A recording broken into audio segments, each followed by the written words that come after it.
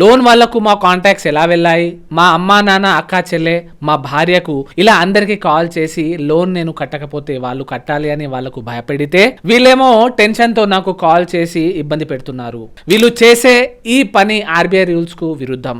వాళ్ళు చేసేది illegal act. ఒకవేళ ఎవరైనా కాల్ చేసి ఫలానా వ్యక్తి మీకు తెలుసా, ఏమవుతాడు అంటే భయపడకండి, నాకు తెలియదు అని అనేయండి. మీరు మిస్టేక్లీ అయినా ఆ వ్యక్తి మాకు తెలుసు అంటే మీకు మెంటల్ టార్చర్ చేసేస్తారు.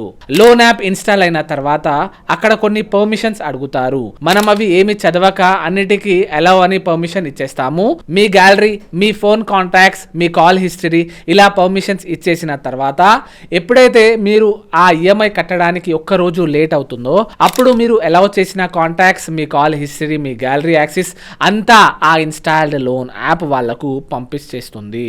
వాళ్ళు అప్పుడు మీ కాంటాక్ట్స్ కు కాల్ చేస్తారు, వాళ్లకు టార్చర్ చూపిస్తారు. ఇది సహించలేక మీరు మీ ఫ్రెండ్స్ పై టార్చర్ చేసేస్తారు. అందుకే ఏదైనా లోన్ యాప్ ఇన్స్టాల్ చేసే ముందు పర్మిషన్స్ ఇవ్వకండి. మీ ఫ్రెండ్ లోన్ కట్టట్లేదు అని మీకు కాల్ చేస్తే అతనెవరో నాకు తెలీదు అని కాల్ కట్ చేసి సేఫ్ గా ఉండండి. లోన్ తీసుకున్న వ్యక్తి ప్రైవసీ అండ్ ప్రైవేట్ ఇన్ఫర్మేషన్ ఎవరికి ఇవ్వకూడదు. ఇది గుర్తుపెట్టుకోండి. ఈ రీల్ ను నలుగురికి పంపండి. ఎందుకంటే ఈ విషయం తెలియక రికవరీ వాళ్ళు చేసే వాళ్ళలో మీకు తెలిసిన వాళ్ళు పడతారు. లా తెలుసుకోండి, మీకు మీరే లాయర్ అవ్వండి. ఇలాంటి ఇంకా లీగల్ విషయాల కోసం మీ లీగల్ గురువును ఫాలో చేయండి. Thank you.